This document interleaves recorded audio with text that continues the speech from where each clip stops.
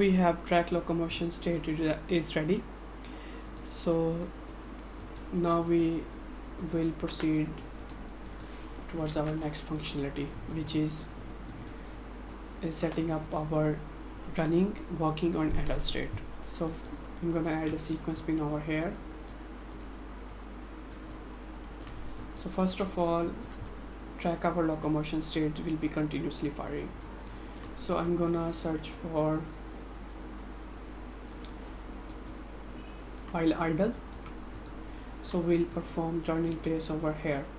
For example, if we are in idle state, so we can detect while true, we need to perform turn in place or not. I'm going to duplicate this and connect the second pin over here, and here we can track the running state. See, so if we are entered into running state, which animations we need to play, either we need to play the start 90, start right 90, 180 right, 180 left, which animation we need to play, and which animation play rate we need to set. So these settings will be tracked over here while running. So I'm gonna now create a new function. I'm gonna call this update on run enter. So this will be fired when we enter in our running state. Update on run enter. I'm gonna open it up, and I'm gonna need to create a sequence pin over here. And first we need access our current actor rotation. Target pawn owner, get actor rotation. This will be our start rotation.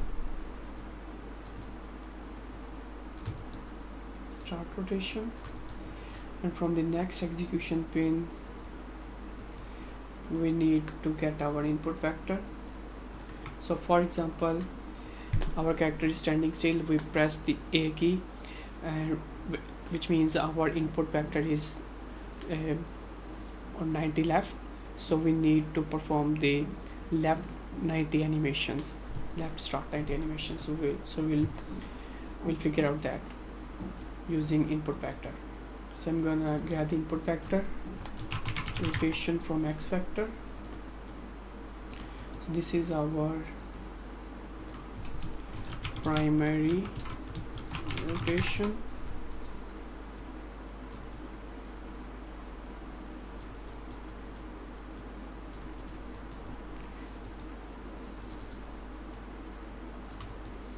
I'm gonna promote this to again and call it secondary rotation. Alright, so these are our two primary and secondary rotations.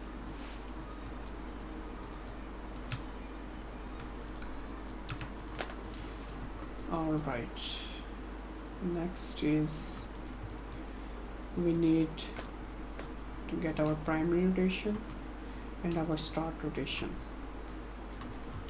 I'm gonna get the delta, and this will be our locomotion start angle.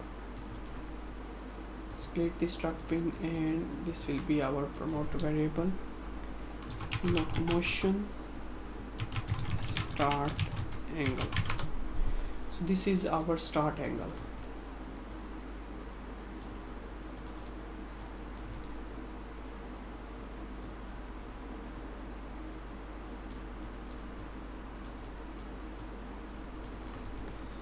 Alright,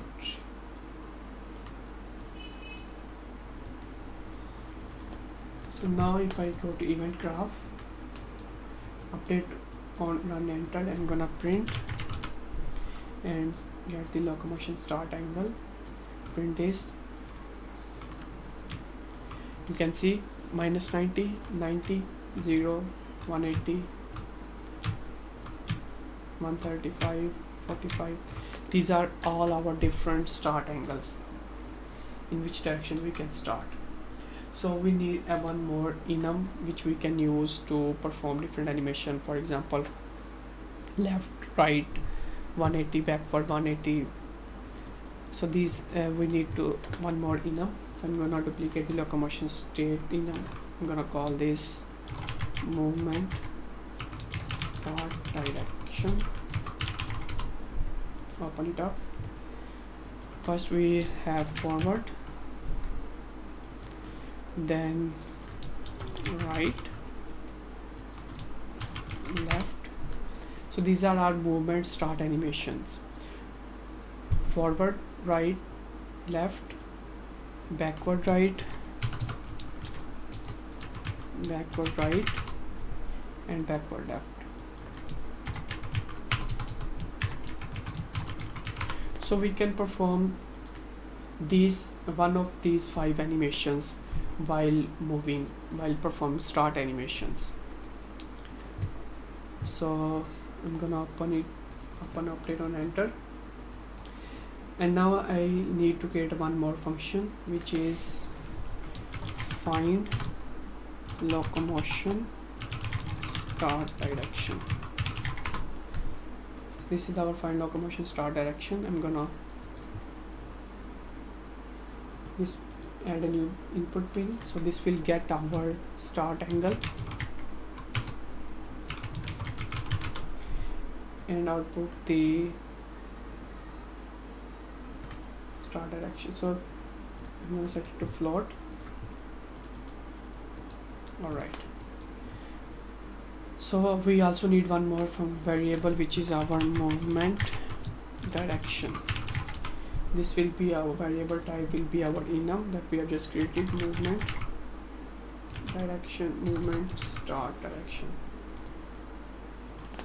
This will set either we perform forward, backward, right, left, which animation. So if our start angle, get start, so this is our start angle that we are inputting, is in range. Instead of this, set it over here, in range. If it is in range of -60 and 60,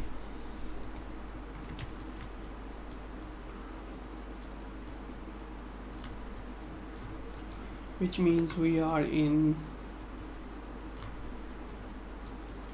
forward, will play the forward animations. So if our start angle is in range between, instead of start angle, this I'm gonna get it from here, start angle. This is our local variable.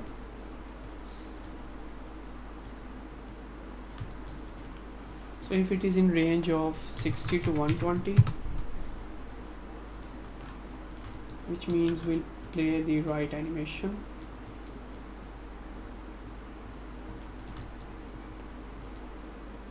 Right. So if it is in range of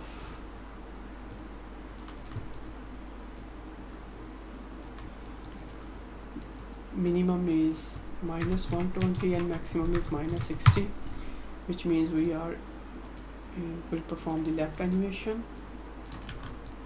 So if it is in range of, start angle is in range of 121, minimum 121 and maximum is 180, then we'll perform the backward right,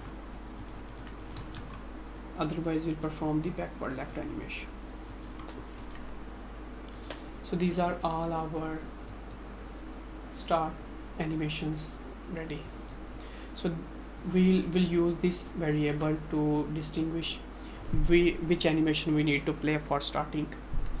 So this is our find locomotion start animation is ready. Now I need to connect this function. I'm gonna add a new sequence pin on update on run enter, in update on run enter function. Connect it over here.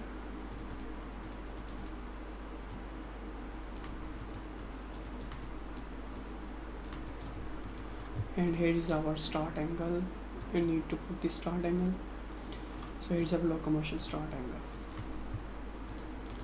So let me run through it again. So when we are going to enter in running state, we'll call the update on run enter function. We'll calculate these variables, so get the locomotion start angle, and then find the locomotion start direction by inputting the locomotion start angle. After that our movement direction is variable is properly set up. Alright, so now if I print string and print movement start direction,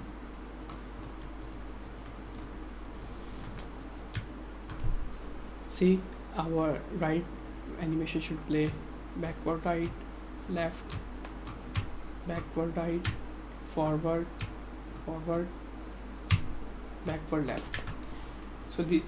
So which means our movement start direction variable works properly fine. Okay, so now we have the start animation variable is ready. We'll set up some of our animation blueprint functionality now. So here is our base locomotion layer. Here is our first I need to create one more state machine.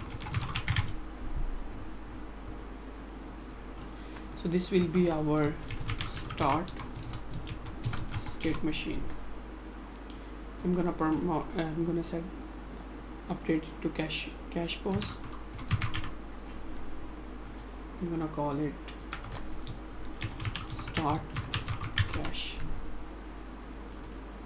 So we'll set up some sort of tree hierarchy. First we have the cycle, then we have the start, then we have the pivoting, and then we have the final state machines, so that we can transition to whichever place we want properly. So sort of a tree hierarchy, tree structure. So I'm going to open it up, start state machine. So here's a final locomotion state machine, idle, and add a new state which is movement. So we need to go to movement state. If our get locomotion state is equal to idle, is not equal to idle, sorry.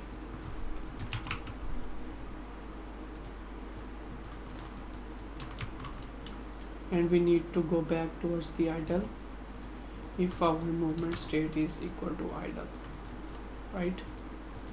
And in the movement state we have the recent cache pose, which is this. So here's our locomotion, and we have the most recent cache pose is this start cache pose. So I'm gonna add it over here, start cache pose. There we go. Here's our idle and movement. And in our start state machine we have our start state, and we have our cycle state, right?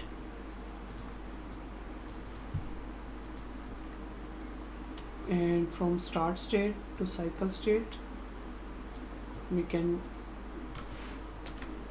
add a transition later, but so let's say now we need to go to cycle state, so we need to create one more state machine over here.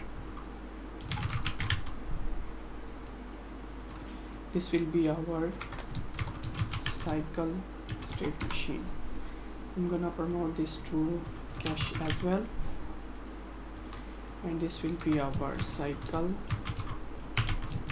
cache.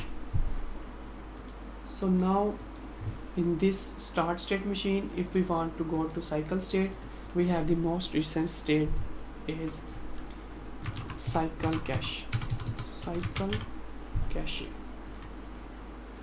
See, So this is sort of a tree structure. We have cycle, and then we have start, then we have the locomotion state machine.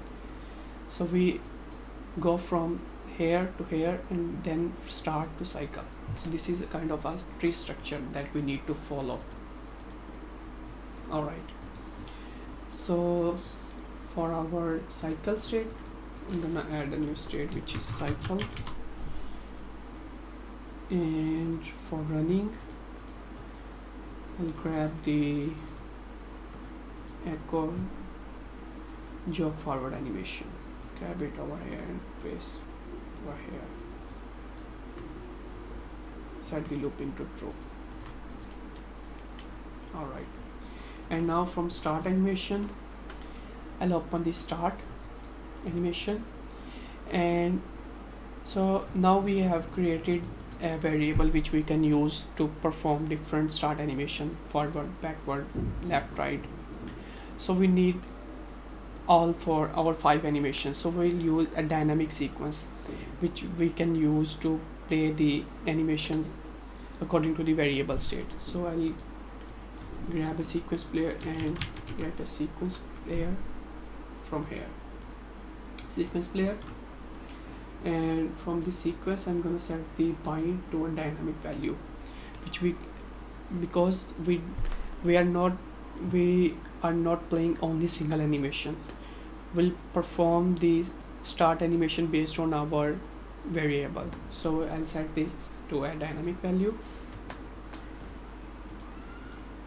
and for that I'll use a function on become relevant. So these are all the state node functions which are thread safe and will be really helpful for setting up animation and perform some different logics based on the animation, which animation is playing, these sort of things. So I'm gonna on become relevant click create binding. So for all the state node functions I'm gonna set it to a separate category. I'm gonna call it to state nodes. This will be in our separate category, and I'm gonna set it to update a name. I'm gonna call it to, just a moment, I need to go through my notes a little quick, just a moment. So here is I'm gonna call it find run start Anim. Alright, here's our find run start Anim. As we are using the sequence player, so I'm gonna set sequence with inertial blending for sequence player. This one, second one is sequence player library node, the first one sequence evaluator. I'm gonna set sequence player,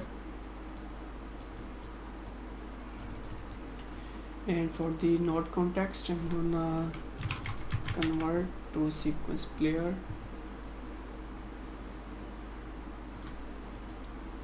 There we go. And for this, so here we need to set up the which animation sequence we need to play. So I'm gonna use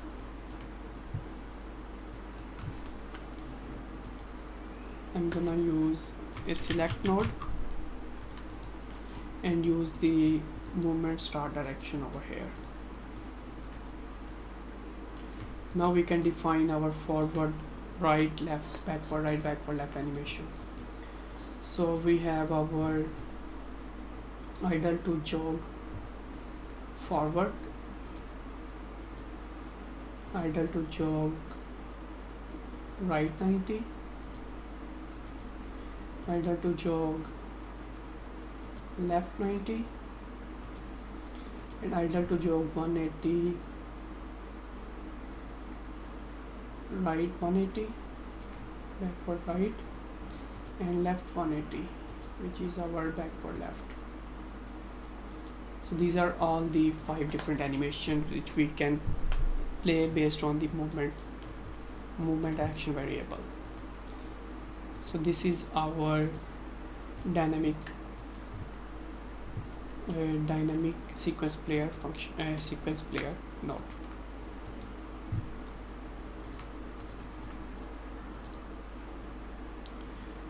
So now let's test it out.